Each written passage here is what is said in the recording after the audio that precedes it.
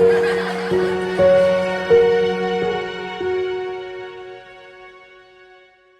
guys, welcome back to the channel. It's me, Eric, one of the education specialists for Easton Bank's Learning and Life Center, where I oversee the Project Great program. And you are here on my channel. Thanks for coming back for another video. Before we get into today's video, make sure to like this video, comment, share, and don't forget to click the notification bell in the left corner or right corner of your screen to be notified when we drop new videos, which is every single week. So let's get right into it. We're just going to discuss a few of the crops that we're starting again for like a final summer harvest, because these plants will need time to grow, and then by the time they are ready to be harvested, it'll be close to October, like late September, early October, and by that time there's no need to even put any other summer crops in your garden. So that's why right now in the month of July, you want to put your final crops of summer, final summer crops in your garden. And you can either do that by seed, like we're doing, or put them in your garden by way of transplants. So the last few squash that we're going to be growing, we already have like winter squash in our garden. We have Pike's Peak squash. We just put out some Cinderella squash seeds, and so they normally are ready to harvest by the end of 100 days. So that's like early October, so that's perfect right before the cold. And I think we have little tiny squash. I don't remember the name by heart. It may be the jack-o'-lantern squash or Jack B. Little squash. It could be the Jack B. Little squash. They're like little small pumpkins. But these squash here, these are summer squash. So we have Black Beauty zucchini, early prolific straight neck yellow squash, the Patterson golden marbre scallop squash. I really like growing these. They're so cute, and you can harvest them small, and they taste just like a regular green zucchini. And we have the green tint Bennings summer squash. It's another type of scallop squash. It's just a different color. And these both take 50 to 60 days to harvest. So we'll be harvesting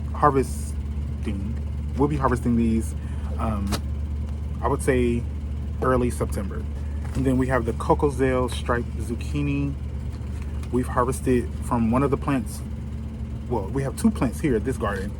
We harvested from one plant, but that was the last time we harvested from that plant because it had vine borer damage, and so there was no need to try to keep it or save it. Just we removed it, and we're gonna put something else in its place. The other Cocozelle plant that we have is doing fine for now, and we're just waiting to harvest again from it. Now on to beans. We're only doing 3 extra bean varieties because we already have purple whole peas. We have these, I've never learned the name of these beans here behind me, but they sprawl everywhere. I got them from my uncle before he passed away, and so I just like growing them to help me remind myself of him. And we have bush beans over here. We also have asparagus beans and lima beans. And so we really don't need that many more beans right now, but we have these beans. I do not know the name of them. If you know the name of them, could you leave a comment? They're so pretty. I don't know how I forgot the name of them. But we have Mississippi purple whole peas, and then we're also going to be growing the Burpee stringless green pod beans. So those are the beans that we'll be growing. I'll do my best to remind myself to label, so when we are saving seed, we'll know what seed is what, because that's what I'm going to do now. I probably won't do it today, but when I come back to this garden this week, we're going to be planting some new plants by seed, removing old dying plants. We're going to harvest, water, and then we're going to save seed from our Cosmo flowers and our bean pods. There are still flowers that you can plant in the month of July to help provide more food for your pollinators in your garden as you move into the colder months. I love these flowers so much. We're going to do the Oklahoma scarlet zinnia, They're beautiful. They have such a large head, and they're really pretty. Really, really pretty. We're gonna do the blue star flower forage. Now, if you really want to provide food for your pollinators and see a bunch of bees on these plants or in your garden, these are the plants that you need to grow. They take 7 to 14 days to germinate and then 50 to 60 days to harvest. And you can actually eat the flowers of the plant. Some people say they taste like cucumbers, and so you can add them to drinks. You can add them to your salads. They're really gorgeous, really pretty. We also have the Paquito Colorado yellow and red sunflower. Now this is a dwarf variety, and so it's not going to take as long to grow like your normal sunflower that gets very tall. And then we have the Mignon single mix dahlia. These are really pretty, really gorgeous. They don't take that long to grow from seed. And I actually enjoy growing dahlias from seed rather than growing them from the tubers. Now, with them growing dahlias from seed, they will develop the tubers towards the end of their life. And so I am going to need to find a way to store them, because we have dahlias that we started from seed growing at another high school garden. And so I don't know if I want to leave them in the soil after they die or harvest the tubers once they die and store them. I don't know. We'll find out. And then we have the candy stripe cosmos, French double dwarf marigolds. So those are all of the flowers that we're going to be doing this month and the next week and a half to help get a start on more flowers being in the garden. And for our herbs, we already have sweet blue spice basil. We have our what's the name of it? It's another basil that we have. I think sweet basil. Yeah, sweet basil, blue spice basil. We have rosemary. We have dill, but we don't have like thyme, oregano, things like that. And I'm not gonna try to start those right now. It's too hot. But we are gonna get some Genovese basil started in the garden. We're gonna get some lime basil. I really love the smell of lime basil. It smells amazing. And probably we'll do some more green onions. Never go wrong with having more green onions in the garden.